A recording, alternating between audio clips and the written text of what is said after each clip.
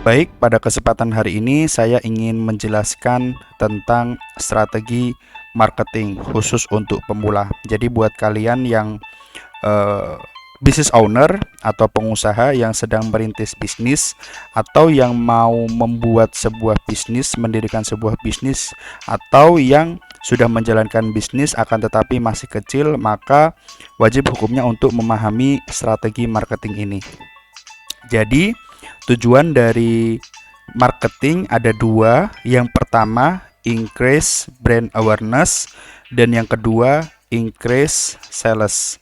Atau yang pertama, meningkatkan brand, atau bagaimana supaya orang itu mengingat tentang keberadaan brand tersebut lebih banyak dan lebih banyak setiap harinya. Intinya menyampaikan informasi tentang keberadaan dari bisnis ini ke lebih banyak orang dan membuat mereka paham bahwasanya bisnis ini bermanfaat untuk mereka dan mengingat-ingat nama brand dari bisnis tersebut. Atau yang kedua, untuk meningkatkan penjualan, increase sales, atau bagaimana untuk caranya untuk meningkatkan penjualan. Oke, strategi marketing dibagi menjadi 4, yaitu understanding your product, memahami tentang produk Anda sendiri, kemudian understanding your market, memahami market atau pasar dari produk Anda, kemudian yang selanjutnya understanding your customer, memahami customer Anda atau konsumen Anda itu seperti apa. Selanjutnya, understanding your marketing channel atau memahami eh, distribusi informasi atau marketing, tempat platform di mana untuk menyampaikan informasi tersebut. Oke, yang pertama, understanding your product, yaitu kalian harus paham berkaitan dengan produk Anda itu. Apa sih competitive advantage-nya atau kelebihan lah yang membedakan produkmu dengan produk lain.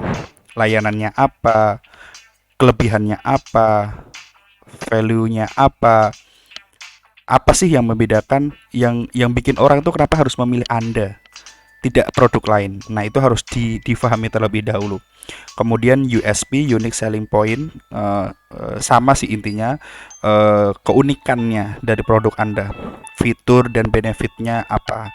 Fitur itu contoh misalkan kalau sebuah kamera, sebuah gadget smartphone gitu, HP tersebut memiliki fitur kamera 50 megapiksel. Benefitnya, hasil foto menjadi lebih cerah dan lebih terang, lebih detail dan bagus untuk dicetak. Nah, itu benefit ya, fitur dan benefit. Selanjutnya, understanding your market, memahami sebenarnya market dari produk Anda itu seperti apa. Misalkan kompetisi di penjualannya seperti apa untuk pasar tersebut, apakah sedang berdarah-darah atau sedang sepi atau trennya sudah turun kayak gitu. Lokasinya di mana, kemudian persaingan di lokasi tersebut bagaimana apabila Anda termasuk bisnis lokal. Kemudian situasi marketnya seperti tadi tak sampaikan, apakah sedang berdarah-darah atau sedang naik atau bahkan malah sedang turun trennya. Kemudian understanding your customer, yaitu kalian harus paham betul customer Anda itu seperti apa, yaitu siapa dan bagaimana customernya, umurnya berapa, lokasinya di mana, profesinya apa. Nah, ini profesi juga penting ya, karena tidak mungkin kita menjual ke orang-orang yang tidak membutuhkan produk kita. Maka dari itu kita juga harus paham profesi mereka apa sehingga kita akan tahu di mana mereka biasa berkumpul. Mereka tertarik dengan apa? Misalkan mereka tertarik dengan informasi kalau misalkan produknya bayi, ya udah berkaitan dengan balita, bagaimana mengurus anak, contoh-contoh mainan yang bikin anak itu betah, tidak bosan, kayak gitulah. Kemudian hobi mereka apa, kemudian motivasi mereka untuk membeli itu apa, apakah mereka punya masalah yang harus diselesaikan kah atau mungkin ada yang lain.